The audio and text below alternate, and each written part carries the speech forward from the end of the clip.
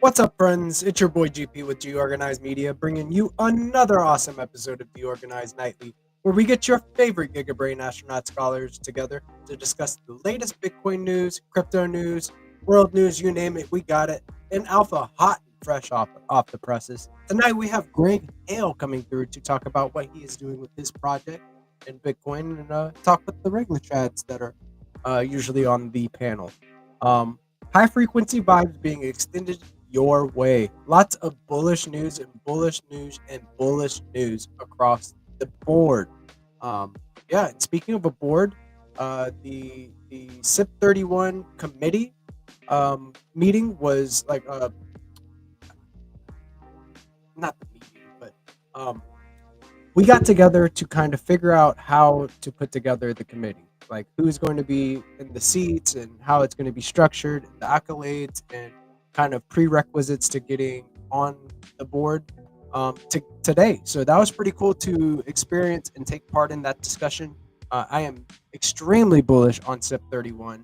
Um, you name it, we've got it in the Stacks ecosystem. Base builders build on Bitcoin via Stacks, and yeah. So I got some cool news for you guys. Let's pull up my bookmarks here for a second. Come back, make sure, check the private chat. Appointment committee. Thank you very much. The appointment committee meeting. But yeah, getting straight into the news, right? From Zest Protocol, and you can follow them at Zest Protocol. Come hang out with the Stacks community in the Zest Town Hall AMA. It's the perfect place to discuss new developments in Stacks, hear Web3 updates, and have fun together. Tune in on Wednesday, the 11th of June at 11 p.m. EST and 5 p.m. CET. Yeah, go follow them at Zest Protocol and find the spaces here and set your reminder to stay in the know about what's going on Zest. Zest is the leading lending and borrowing platform on Stacks. So go supply your assets on Zest and borrow to get exposure to different projects that you are speculating on without having to sell your assets. Very basic. Coming from Mr. Wagme, I thought this was a pretty cool take, so I'm going to read it. You can follow Mr. Wagme at Mr. Wagme BTC. Want to formalize a thought into its own post that I've been floating around. It's oriented from concerns presented regarding the SIP31 endowment treasury and its sustainability over time. I present you the Stacks wormhole strategy, on-chain with crypto proof. What if the underlying treasury assets could be revamped to do like a MicroStrategy approach, but on-chain, using our own Stacks tech? Could it extend the runway and also make the endowment prosperous to fund our ecosystem initiatives? My concerns. Basing in USD or fiat could become more unpredictable with inflation. How will cost of living change over the next couple years? Furthermore, how does this impact our native SDX token and crypto market? What if our treasury endowment moved to an SBTC standard, our one-to-one peg Bitcoin? Upon an initial acquisition of funds, SBTC was procured, then hodled.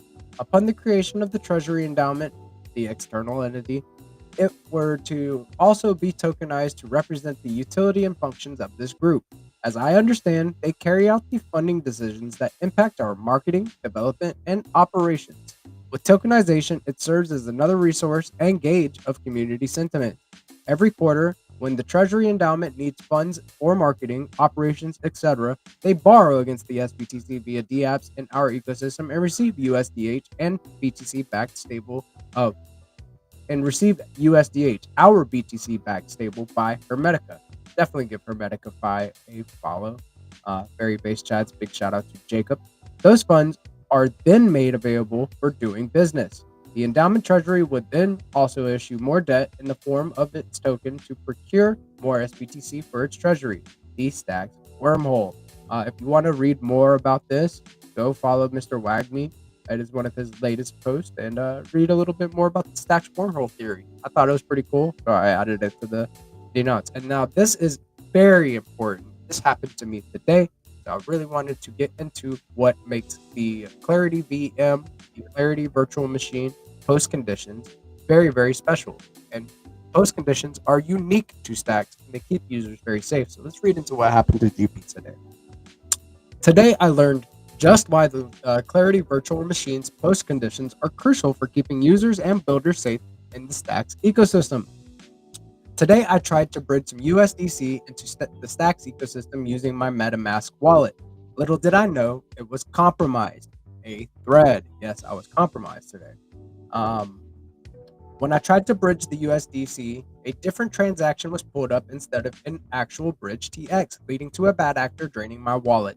It was not apparent that the TX was malicious. Let's get into just how post conditions on the CVM play a key part in user safety.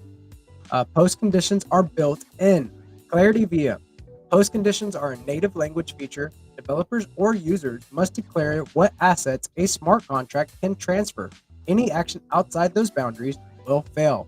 EVM, that's the Ethereum virtual machine. There's no direct equivalent. Security has to be enforced manually in Solidity through require statements and best practices. Mistakes can lead to exploits. The advantage of CVM, safer by design, Clarity makes unintended asset movements virtually impossible. Love it. Second, no hidden execution paths. Clarity VM contracts are interpreted, not compiled, and all execution paths are known at deploy time. This allows for precise enforcement of post conditions. In EVM, compiled code can obscure logic, making it harder to analyze or predict all state changes.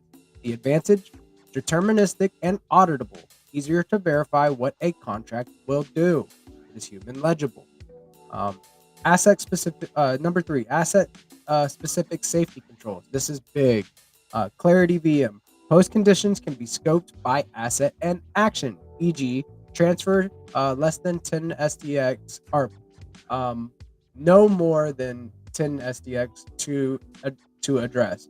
EVM, no native support for asset specific behavior constraints. Advantage: control over token and NFT movement in Clarity. Very, very big. Um, Number four, prevention of many common exploits. In the Clarity VM, post conditions are decidable logic prevent post conditions and decidable logic prevent categories of attacks like reentrancy, unbounded loops, and unintended token approvals. EVM developers must manually implement protections and follow security patterns. Advantage: safer defaults, meaning safer defaults mean fewer development mistakes. Very, very based. CVM versus EVM is no debate. In the CVM, the post conditions continue to provide a safe, human, legible code base. Safety is not an option, it is a feature. Devs are leveling up and keeping their users secure, building with Bitcoin finality backed with post conditions. It's no wonder why Stacks has the number seven fastest growing developer ecosystem. And with the WASM compiler, any developer will be able to build with this security in their own native coding language. This is just the start. Based builders build on Bitcoin via Stacks. And then here's a little breakdown, a little TLDR image for you right there if you wanted to check it out. And you can follow me at GPSC _STX. If you want to stay in the know. Yes, it is an unfortunate event, but growing pains are needed to grow, right? We go through these things so we learn better, safer, secure practices. So this is something that happened to me. Like, I'm not used to using MetaMask. Whenever I first learned about DeFi, I got involved in Phantom, and apparently, and then right shortly after that, I found the Stacks ecosystem and found my people, my home, my DeFi home, and quickly forgot about using MetaMask.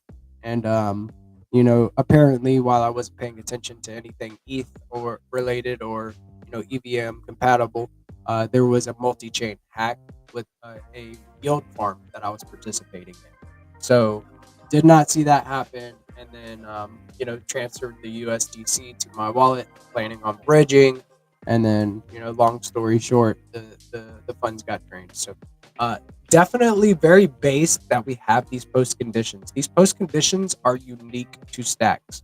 They are not in any other coding language across any other blockchain, which keeps our devs secure, keeps our users secure, and most importantly, it's super based. I mean, it's a feature. It's built right in, so it's not a question of if.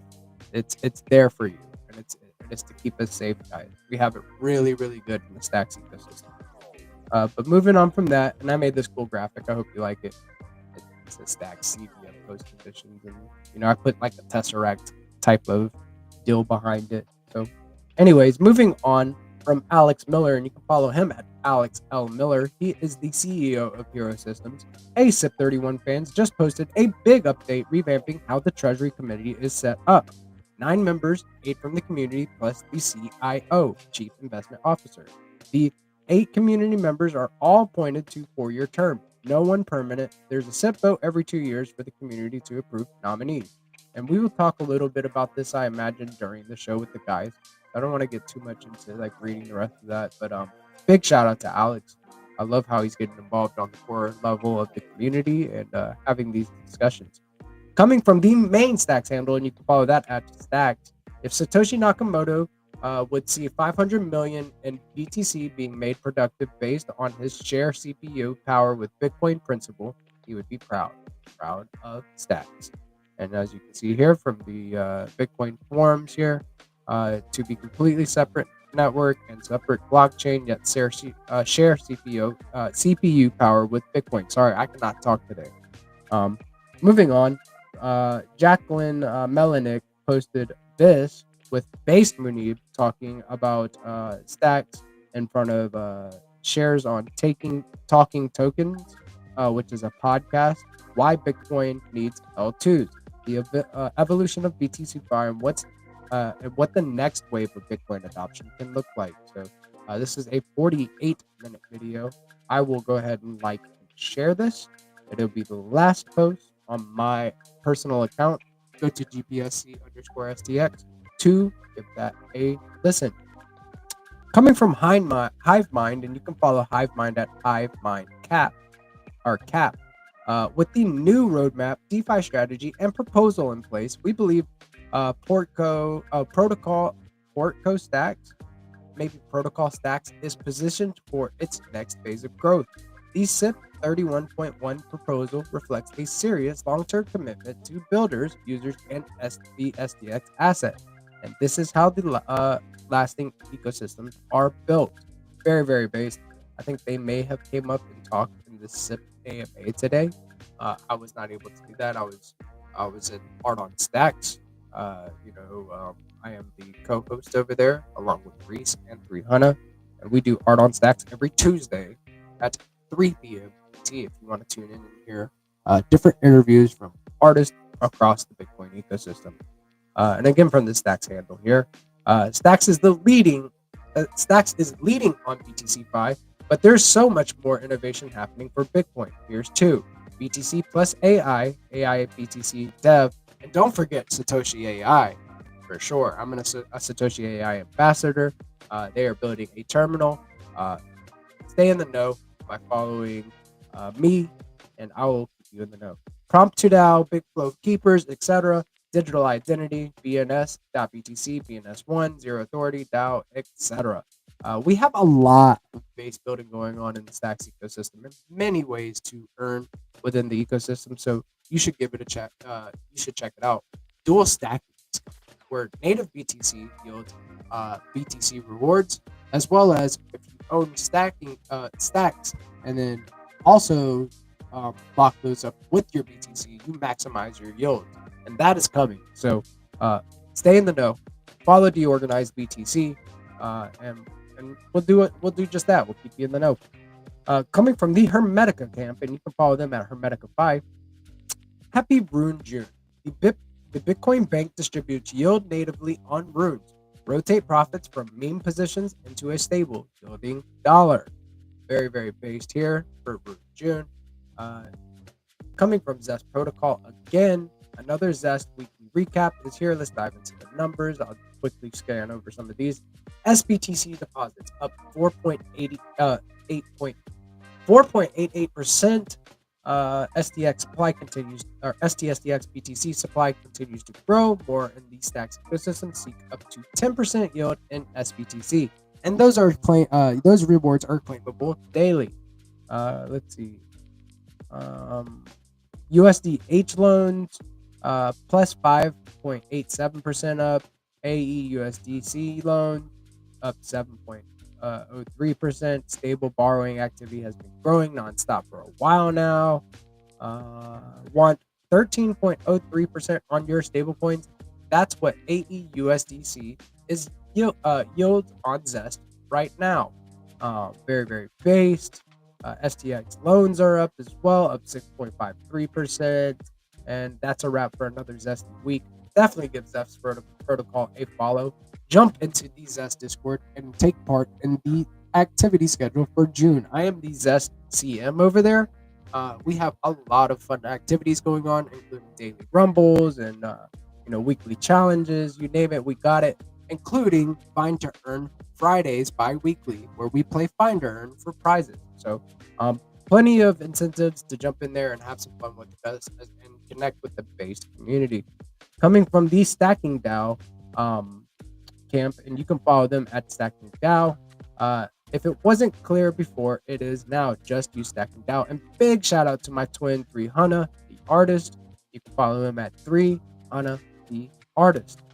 He made let me read it. The unofficial Stacking DAO anthem. Please tag Stacking DAO till they listen to until they listen to this and approve of this. Dude, I'm the Stacking DAO CM, Hana. You know that we're gonna approve of this, man.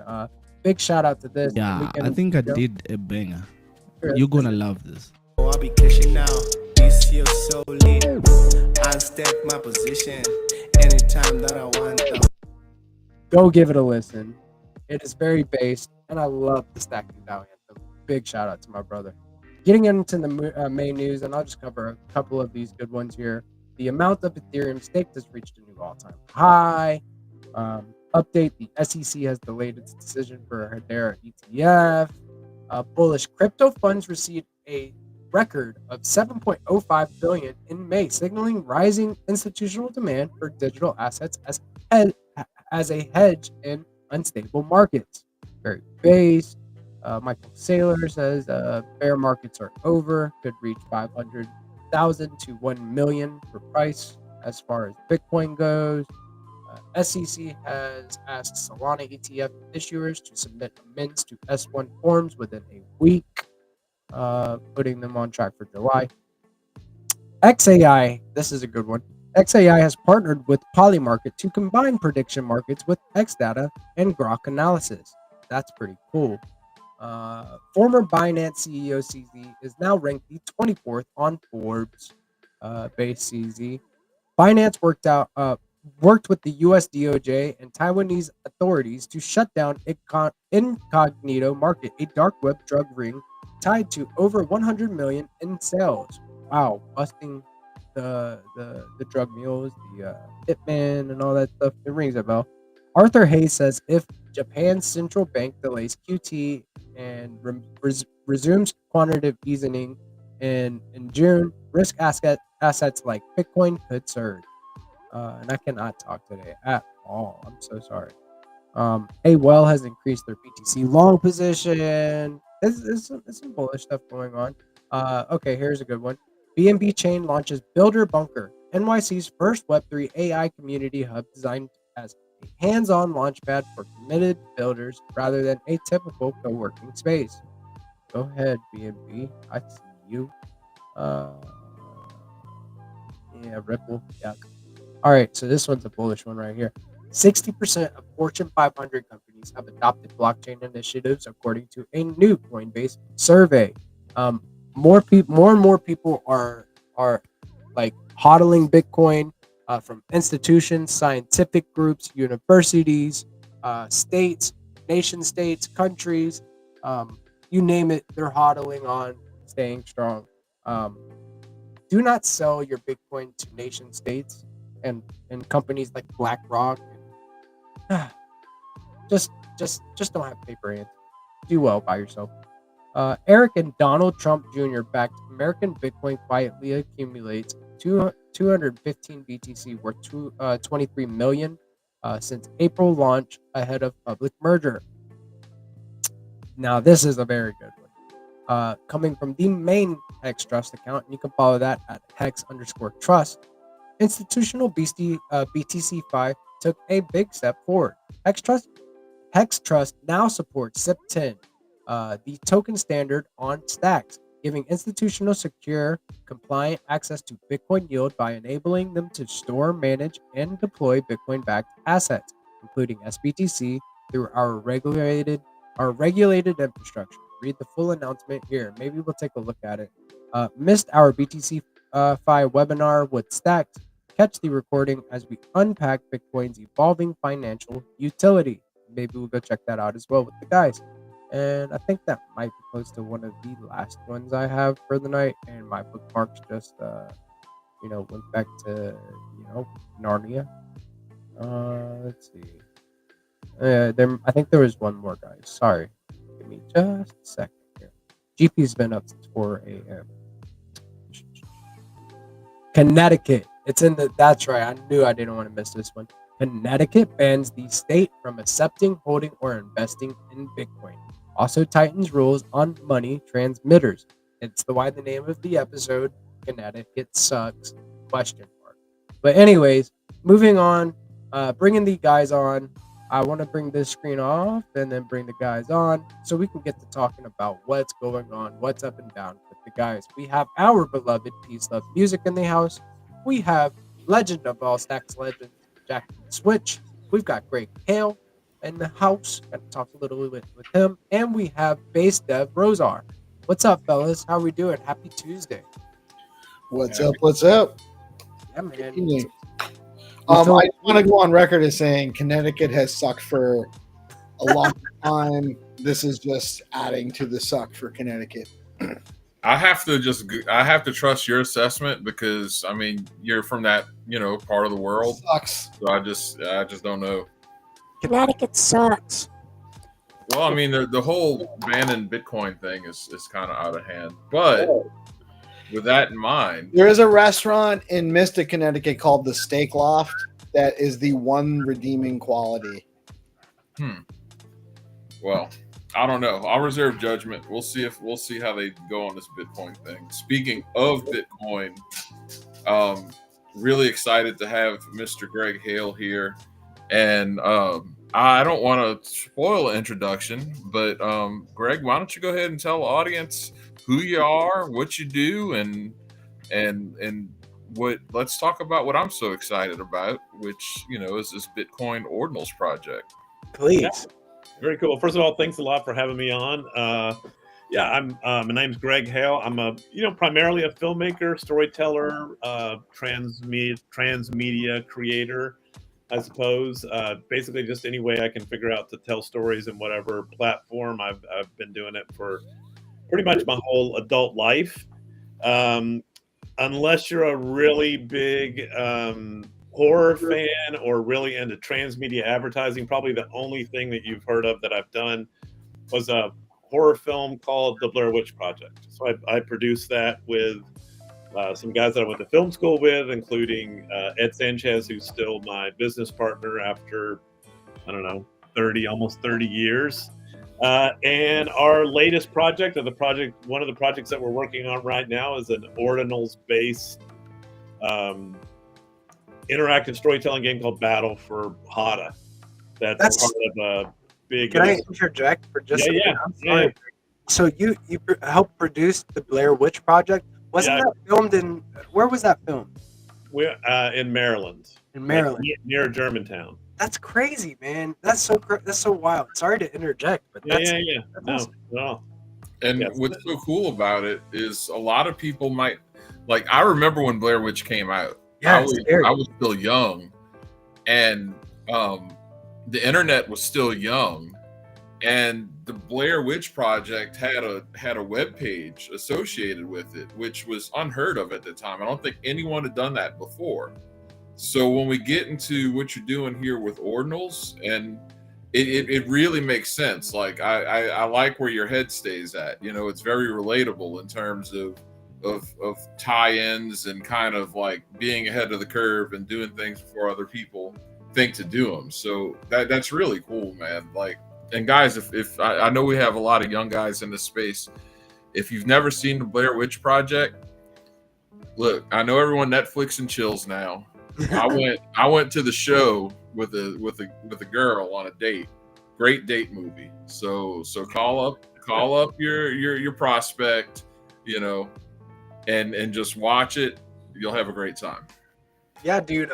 It's very immersive. It's kind of it had a very distinct style. It was kind of gritty, filming, and it made you feel like you were there. So that's really cool to hear that. Yeah. And it's actually I think Jack and I talked about this when we were in Las Vegas, and it was actually something that I kind of realized when I was in Vegas talking to people. So, you know, like Jack was saying, we had a website, which was, I don't know if we were the first film to use a website to promote itself, but we were definitely one of the first. And Ed could program websites, which back then he could code a website, which back then was really rare in 1997 when we launched the site, 98. And we weren't trying to be like, you know, innovative guys, just like to have a website. To us, it was just like a natural place that we would tell part of the story, right? So we had the film. Being like children of Star Wars, we didn't think about entertainment properties as one platform. We didn't think about it just as a film. We thought about, you know, Star Wars was comic books and video games and action figures. And that's just kind of the way we thought about stories. So because we had access to the internet, because Ed could code websites, we were like, yeah, we should figure out a way to tell part of the Blair Witch story on the internet, on a website. And it was just like a natural way to tell a story for us, a natural extension of the story. And it worked out really well. And again, just doing that as storytellers, not thinking that it was going to be marketing or anything, just like a way to tell the story. And I kind of realized that I had the same kind of gut reaction to what we could do with ordinals when I found out about how ordinals work. Like, to me, it just felt like a natural place to tell part of this story that we're doing with, you know, Emerald Anvil overall, but specifically Battle for Hada is the interactive storytelling part of the game. That's really cool. And I'm sure that most of the audience, you know, who's watching this right now, they kind of understand ordinals. You know, just for the benefit of anyone who's catching this who don't, ordinals are a way to store data on Bitcoin itself. You know, while ordinals are not NFTs, it's quite easy for people to conceptualize them as NFTs. The data can be multimedia. It can be music, it can be text, and typically, you know, it's JPEGs, right? It's imagery. And what I really want to talk about here is because, you know, I got to meet Greg, and we all did, and had a wonderful conversation. And, you know, I walked away from that meeting with my own autographed book, my very first ever author autographed book. And my wife immediately took it from me when I got home and started reading it.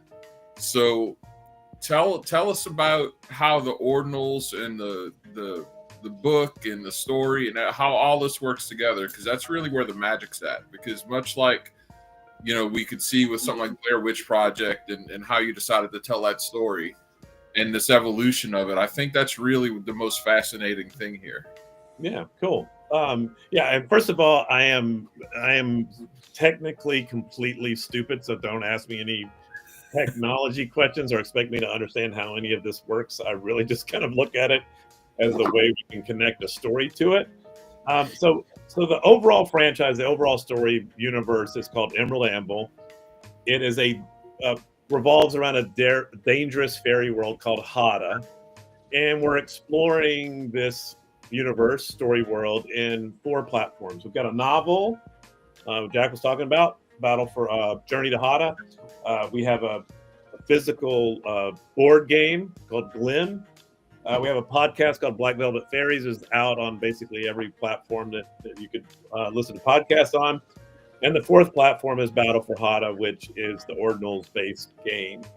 And actually, I could do a little. Well, you guys want to? Since you got the, I saw you have the site up. You guys just want to watch the little trailer we have, just because that probably does.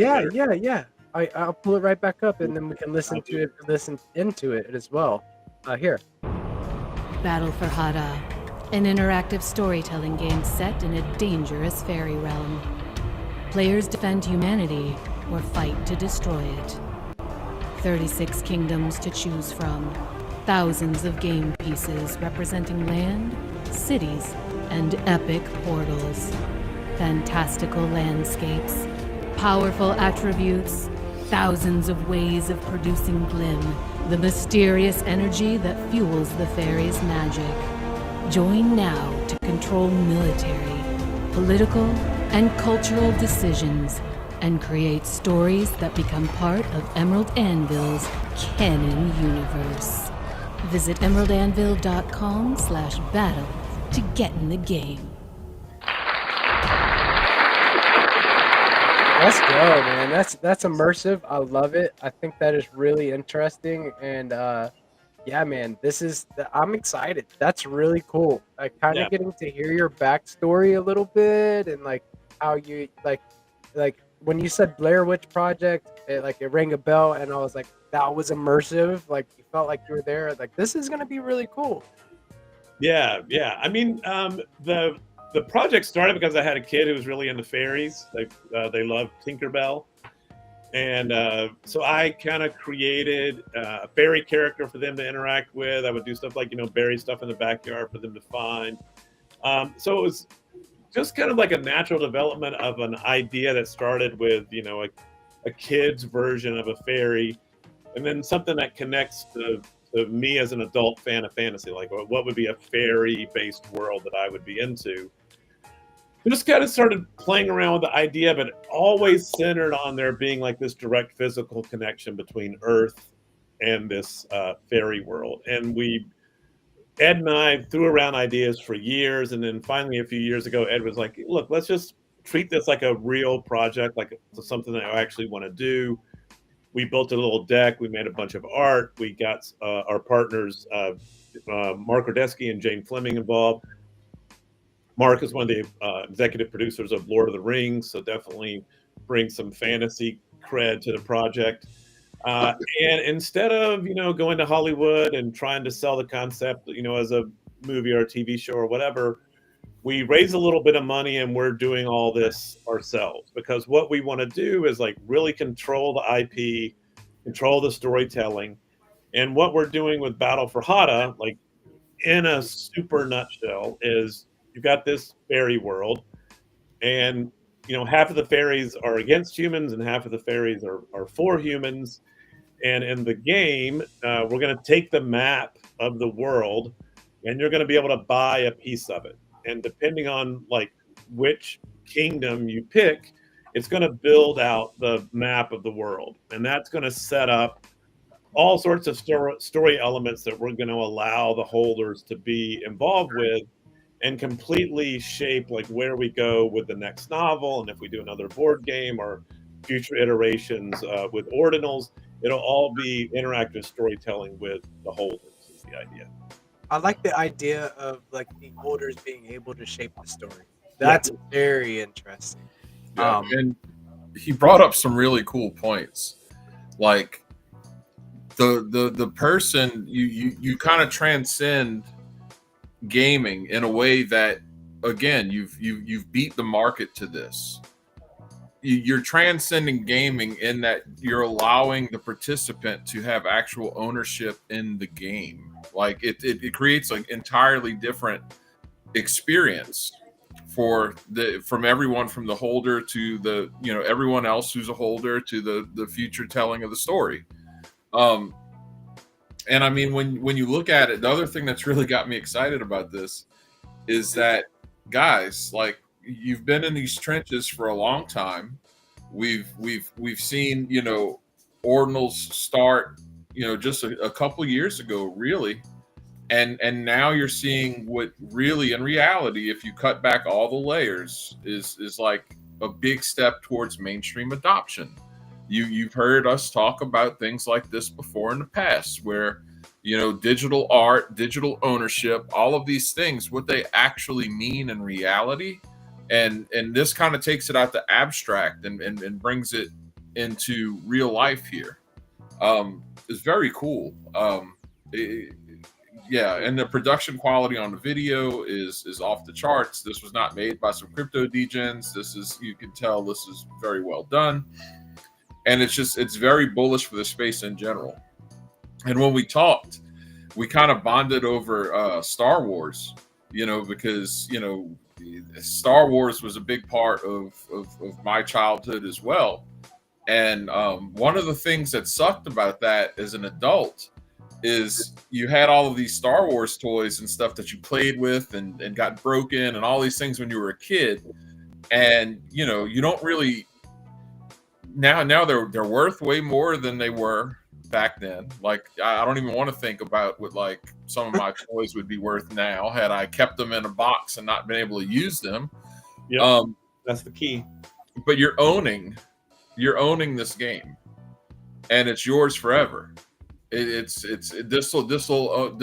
game, your part of this game will belong to your descendants because it's on Bitcoin. That's wild, absolutely wild. Yeah. So I gotta ask you, Greg. Long live the Empire or Rebel Alliance, man. Well, I mean, you know, the bad guys are almost always cooler. So, you know, when I was a kid, I was definitely obsessed with Vader and with stormtroopers. But you know, I gotta side with the rebels philosophically. Rebel Yeah, I mean, Alliance. I'm a filmmaker, and so is Ed, because of Star Wars 100%. I mean, Jack and I talked about this. I could, you know, if I looked at a calendar, you know, I could probably tell you the day that I decided when I was 11 years old to become a filmmaker because of Star Wars. So, And my uncle is, you know, he's a huge fan of the Lord of the Rings. He's read all the books. yeah, You know, so like, I'm definitely gonna be bragging tonight. Is like, yo, man, you know, and he's a big fan of the Blair Witch Project too. So he cool. might be familiar with, you know, with your name. So it's like, hey, man, you want to see who I was like interviewing, kind of talking to the breeze with tonight, you know? So I think that's really cool, man. Yeah, we should bring Mark on. Mark lives in New Zealand, so it's hard to get him on stuff, timing wise. But he's gonna be in LA starting next week, so we should have him on. But you know, here's the best story about Mark in relation to Lord of the Rings. There's only 4 rings that Elijah Wood wore on screen in Lord of the Rings, and Peter Jackson has 1. Peter Jackson's wife has 1. Elijah Wood has 1, and Mark has the 4th. Wow. Oh, so we can see the actual ring. The actual ring, because you know that's how vital Mark was to Lord of the Rings getting made. You know, so if you're into Lord of the Rings, like Mark has so many crazy stories, and you know, and I love those movies. I absolutely think those movies are. If we get him on there, like I'm gonna have to share the screen with my wife. None of y'all's ever seen her before, but she grew up like what Star Wars is to me, like Lord of the Rings is to her. Yeah. You know? And yeah, so when she's read the books 1,000 times, and she's any given day, you know, I could come in and Lord of the Rings is gonna be on TV. Like, yeah. So Mrs. Ben Switch might actually make an appearance. Hey, if that would be nice to see Miss Ben Switch, and like also, Greg, like tell Mark like he's welcome anytime. He has time while he's in. We'll set it up. He you know, he's been, you know, like I said, Mark and Jane kind of buying into the project and believing in it was a huge part of us moving forward. Jane's actually the one because she knows Nick Yontelia, who is with OwnerFi, and he's like our tech guy. He's like who introduced us to the idea of ordinals and introduced us to Trio, which, you know, again, Jack and I had a lot of conversations in Las Vegas. When I came to Vegas, I was a little skeptical of the whole like community term in relation to ordinals, because I think that's an overused word, kind of an abused word. And to be honest, I wasn't quite buying it. But came to Vegas, started talking to people, and really walked away saying, yeah, this is a legit community of people who really care about it and really actually want to do something cool. Yeah. And Ordinal, I mean, and Trio definitely reflected that. Like the very first conversation we had with them, because we talked to a lot of people in the space, they were the first guys who like really got it as a community, as a thing to build community around. So that's the thing that I'm most excited about. And with Battle for Hada, that's what we're really going to concentrate on at the beginning is letting people build community around stories that we're, you know, crafting with them. You know, and in success, you know, it's crazy to, you know, compare yourself to Star Wars, but if it turns into a franchise of any sort of success, I love the idea that the holders of these original hexes are literally owning that part of the world forever, and that we would always want to keep the storytelling attached somehow to those holders and what they want to do with the world. So I don't know, just for me as a fan, when I think about like if I'd have had the opportunity to do anything like this when I was a kid, I would have lost my mind, So it's just exciting for me as a storyteller to be trying something different, Oh, and when looking forward a little bit, talk to the Trio guys. Hell, I'll talk to you. We'll talk to you here. There's so many cool things you can do for continuity between original pieces and pieces to come, with things like parent-child inscriptions and so forth. Not to get too techie with you, but there's a lot of ways that you can, because you're right, community is an overused term, and it borders on becoming a marketing term, but it really doesn't have to be, and when you're looking in the right places, it's not. And with the Ordinals community, you have people who, at their core really believe in Bitcoin in terms of its monetary properties and its decentralized network, and then the idea of like being able to have art on Bitcoin, that's a whole different layer to it. This idea of it's like the perfect canvas because it can't be destroyed, it can't be counterfeited, so forth. And so you have that. And I think what you have here is an opportunity to take people who are into fantasy and into fiction and into storytelling and game playing and that community that exists, and introduce them into the Ordinals community.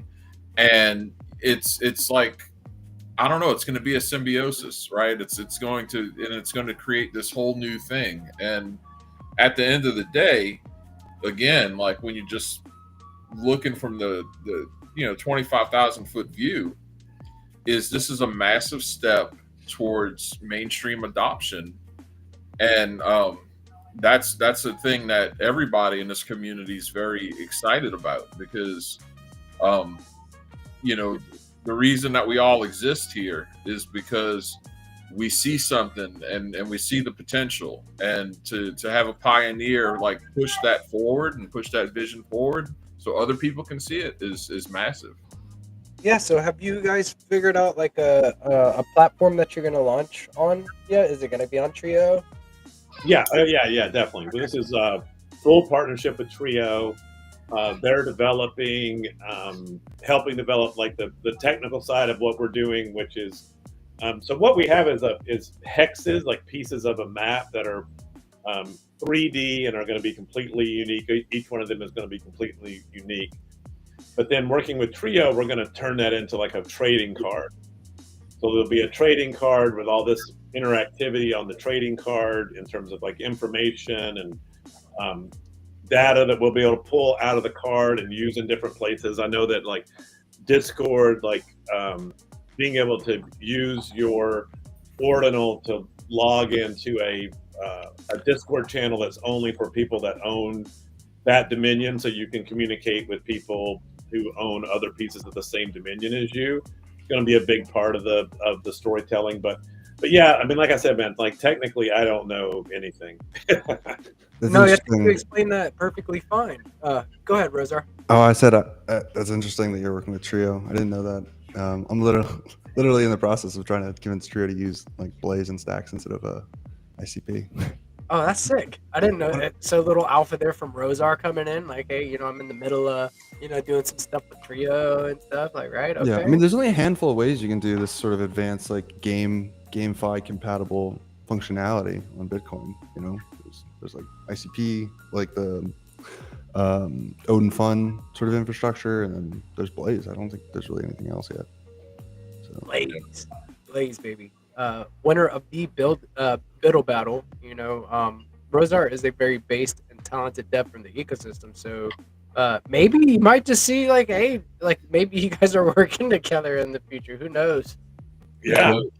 The ecosystem that we all kind of come out of is called Stacks, and that's where Trio originated. Trio, the founder of Trio, he was, a Stacks developer, and he had projects on Stacks. And when Ordinals came out, he's one of the people most responsible for making it easy for regular users to, buy Ordinals and mint Ordinals and all of these sorts of things. So everything's kind of interconnected on that end as well.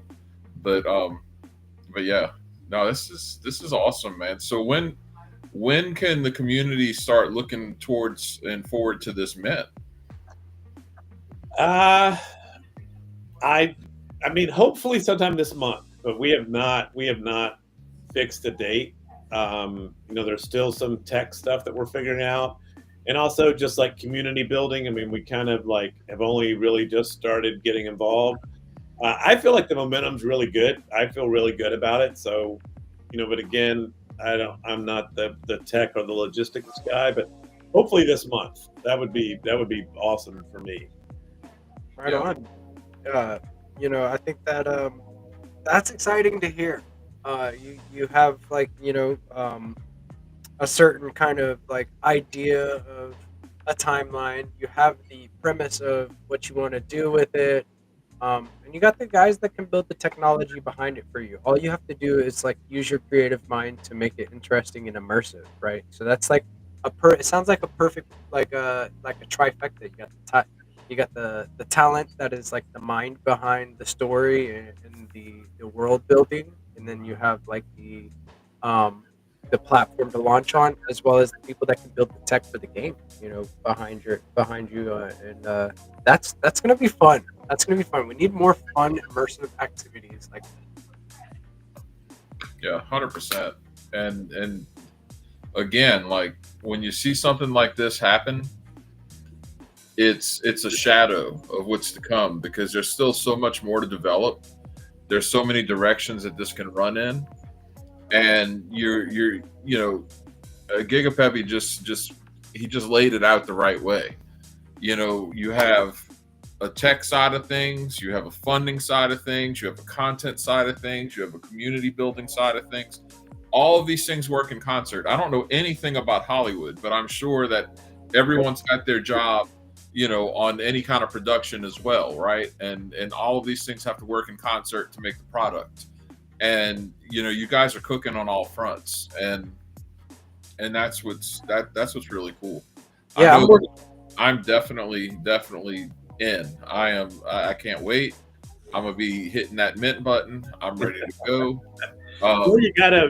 I know one thing we're gonna do. We're gonna have an interactive like Dominion picker. Dominions, what the fairies call their kingdoms, are called dominions, and we're gonna have an interactive Dominion picker, so you can kind of go through and start like, do I like humans? Do I hate humans? Do I don't care about humans? And then go through all these questions and land on, based on your attitude, what kind of fairy, what kind of Hadeen you should be. And hopefully that'll be live in the next week. Maybe if we bring Mark on at that point, maybe it'll be live and we can do that and see what kind of fairies you guys are.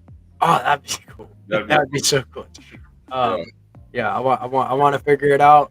I want to know like where my people are, who's my tribe, how we're gonna conspire to take over other kingdoms, and yeah, like let's do it. I want like a lovable rogue with a heart of gold, but you wouldn't know it just by looking at the guy. Like that's my fairy. Like I want one that's up to mischief. Bard. Which one would you be, Peace? Which one would I be? Yeah, what type of fairy? I'd be the one that wears boots. There you go. You'd be the Black Sabbath fairy. Yeah. Oh, yeah. Okay. What about you, Rozar? What are there classes? Is this class based? No. So at the beginning it's more like risk, than it is like Dungeons and Dragons, right? So it's like building the map and picking your Okay. dimensions. Yeah, I get Civilization vibes from the hexagon tiles. Yeah, a little bit. You know, the gameplay is very much like kind of choose your own adventure storytelling, Mhm. right?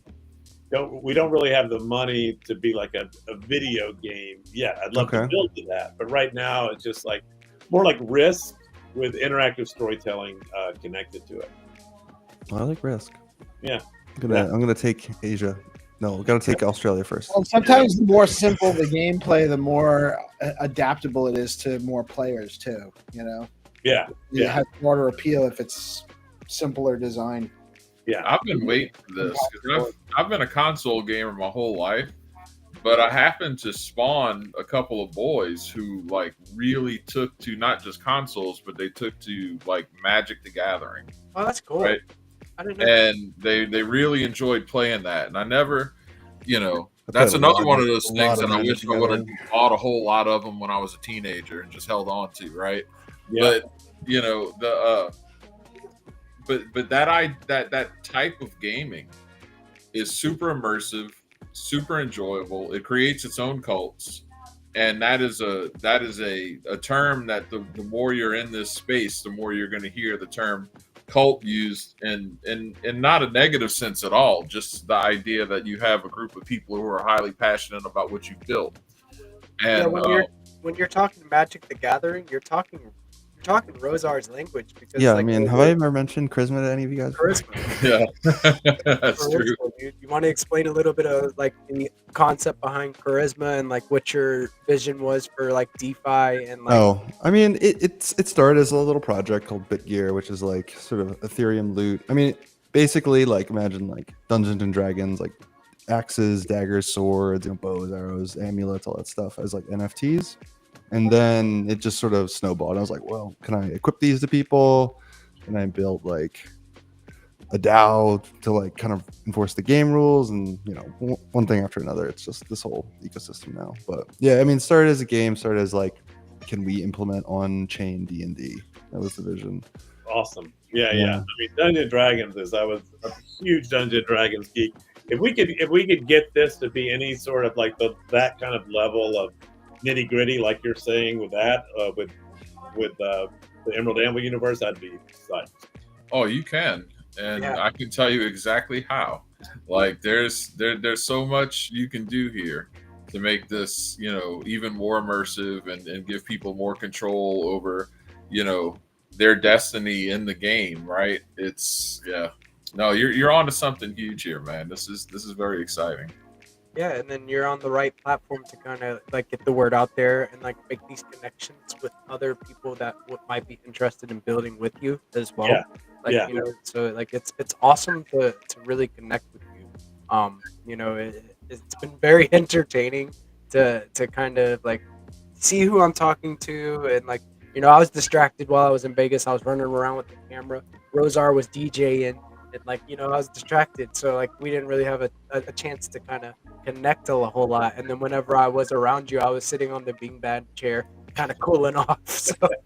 So I'm really glad that I got to talk to you about this. And now I'm super psyched about it. I'm more excited about it than I have been really in the entire development of the game. Like, I really think Ordinals and the Ordinals community, see, there I go using the word, is really a good place for us to start. So I'm super excited about it. And hopefully this is just the very tiny beginning of something that's going to be really cool.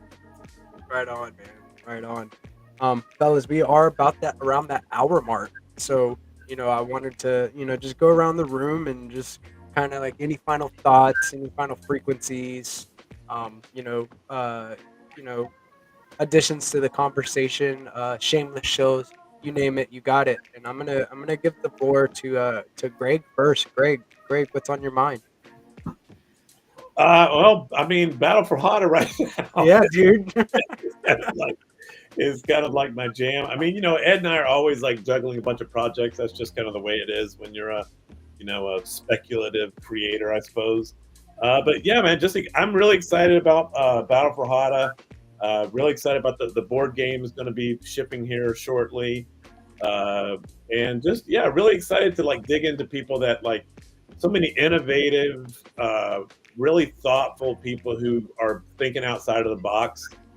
Just to use another overused term, but I really think that's true. I think it's super exciting. Like, hearing him talk about the way he developed his game.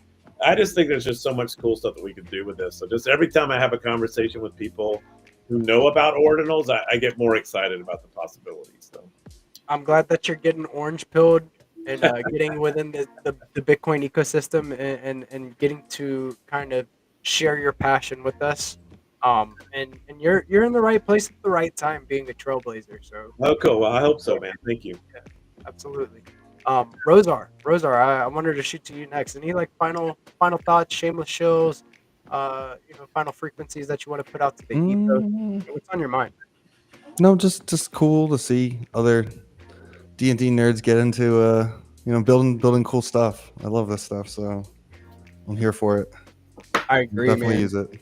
I agree, and like having you guys, like you twos in the same room, like you twos in the same room, like I think you guys should connect for sure. Like connect in DM. So Lord Rosar on X, and then Greg Hale on X as well. You guys. Yeah, I just followed him on X. So I'd love to have a conversation for sure. Damn Skippy, man. Damn Skippy. This is the right direction. I'm feeling bullish. So next I want to hear from Peace. How are we feeling about like SIP 31? How are we feeling about Greg's stuff? Any thoughts? What we got going on? I think what Greg's stuff is leaning towards some more of the type of stuff that we need in our ecosystem with the entertainment side of things. Like Xenotron's building out his game stuff, and he's encrypted NFTs with Skullcoin, and this has kind of some elements of that. Some of the things that Jack's been talking about, like Jack mentioned a Civilizations or Age of Empires type game scenario where we could do meme communities against each other, and this could kind of similarly map out an outline for something like that. So yeah, man, it's really cool, innovative stuff, and I think you found the right people with Trio. I know a lot of the guys over there. Jack has done some stuff on ordinals. He's done some stuff on Stacks NFTs, some innovative stuff that takes some of the not to go too far into the tech side of things, but DMT ordinals implemented on Stacks, which was completely novel and never really done again. But innovative stuff. So Jack definitely knows a lot about how to make stuff like that be value added for the community. So I think you definitely are. It's a good connection between the two of you. Awesome stuff. As far as SIP 31 goes, I do think it'll pass. I do think that we're in a really good direction towards making sure that the community is well represented. I think it's an amazing opportunity for the ecosystem. I've been saying, if done right, it should level stacks up to a higher competitive level in the market cap range. Not financial advice, but there's still a lot of work to do to get there, though. We still have a lot more conversations to have, a lot more details need to get ironed out, but we've made a lot of progress in the last couple of weeks, and it's a testament to the amount of community engagement from the top down, the SIP authors and the positions that they hold being so available to the community and having regular, almost daily, hours-long conversations is a big deal. Actually, you don't see this in any kind of open source ecosystem like this. It's kind of an amazing thing happening on Stacks right now, actually. Yeah, it's inspiring. I agree. I feel like it's like getting, like I've said several times, is like it's getting the community activated and mobilized more than ever in the governance process. Right. And shaping the future of Stacks. This is our home. This is our. I was proposing to Alex and Mitchell, and we had them on for the SIP call, And even before that, what we really want to do is the SIP's going to pass. It has the support to pass without a lot of community support, but that's not what they want. That's not what we want. We want to find that point where it's a catalyst for the community as well as the core entities, and that's, I think they really are seeking and finding that balance. Yeah, the balance is hard to find, and I'm glad that they are seeking that middle ground.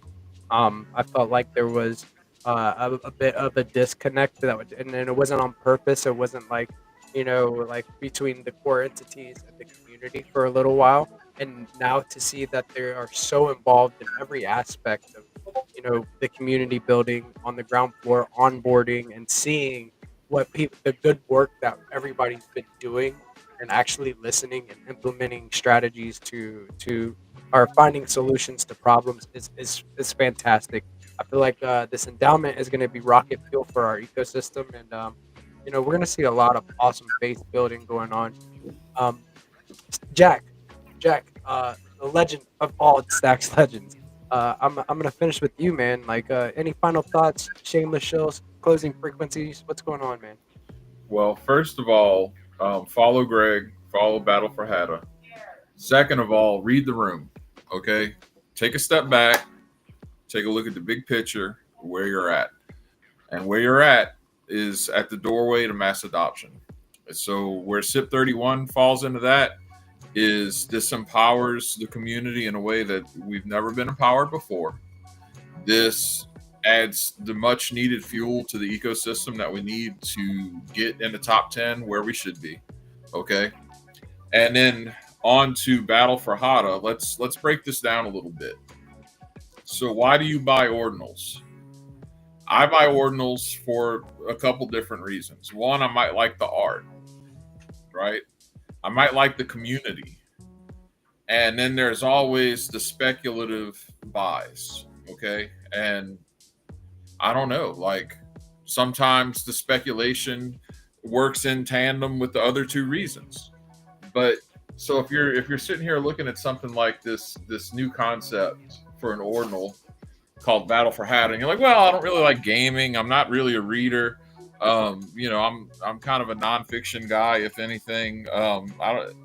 Okay, fine. Your speculative nature should be one of, oh man, if this takes off, I don't care if I ever use these ordinals for anything. Someone else is going to want them because I might have a very necessary piece of the puzzle going forward. So when you look at that, then you step back and you're like, oh, okay, so wait, we have gaming added to the whole other reasons. This is a whole new layer to why someone would be involved with ordinals in the first place. And it's just one layer. There's more layers to come. There's more layers to come for DeFi. There's more layers to come for NFTs. There's more layers to come for DAOs. There's more layers to come for the intersection with AI and crypto. Guys, read the room, okay? If you take anything away from this right now, it's that we are so early, we're just starting to see the innovations in real time. And Battle for Hada represents innovation, okay? So again, I don't know if I can't tell you for certain if I'm not going to be a big fanboy and just be playing this game all the time and doing live action role playing, or if I'm just going to buy as many as I can and wait for the people who want a live action role play to buy my pieces from You're me. going to do both. We know Yeah. that. Especially if I get to wear like a cool wig or something, man, right? Real quick, I actually want, real quickly, I want to hear Rosar's elevator pitch for why Trio should use Blaze for building. Yeah, me too. I'm actually interested in that too. Rosar, what you got? It's just better. Like It's just better. There you just better. Nobody- I don't know. Like I think with ICP you have to like run a node and like pay fees. Like Blaze is completely free. Like it just exists. So it's just a contract that just exists. It's as functional, if not more functional, and way more cost effective.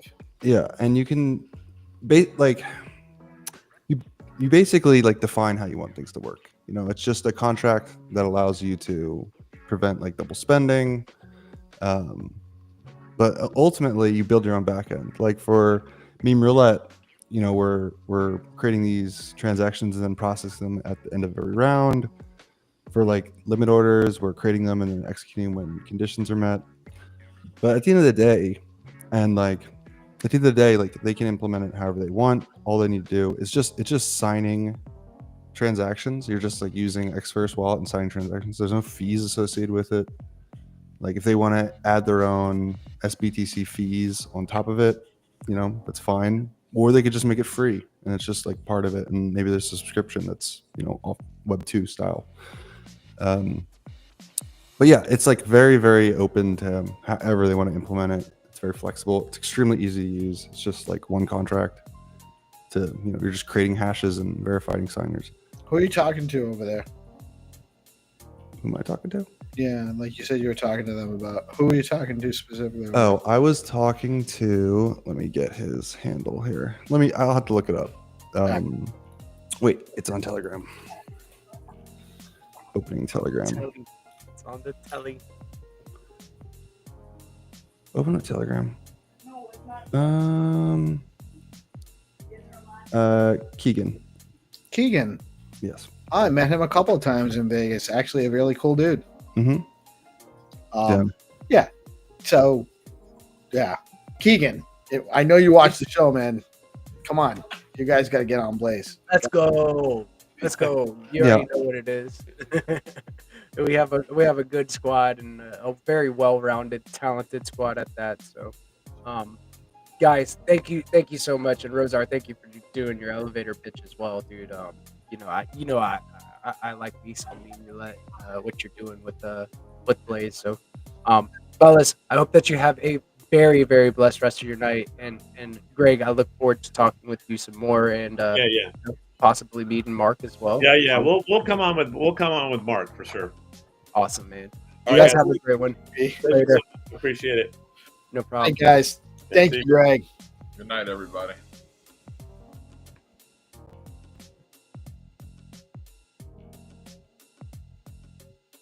And this has been another based episode of DeOrganized Nightly, where we get your favorite Giga Brain Astronaut Scholars together to talk about the latest Bitcoin news, world news, alpha, you name it, we got it. Be sure to tune into the Let's Go Morning Show at 8:30 a.m. ET Monday through Friday, along with the DeOrganized Nightly segment at 7 p.m. ET. We just get together with some guys. We talk about building on Bitcoin. Discuss the latest crypto news and kick out high frequency vibes. That's all we're doing is shooting the breeze. And if you want to come on the show, you got it. Just reach out to me or Peace Love Music. You can follow me at GPSC_BTs or STX. Be sure to follow the DeOrganized account at DeOrganizedBTC.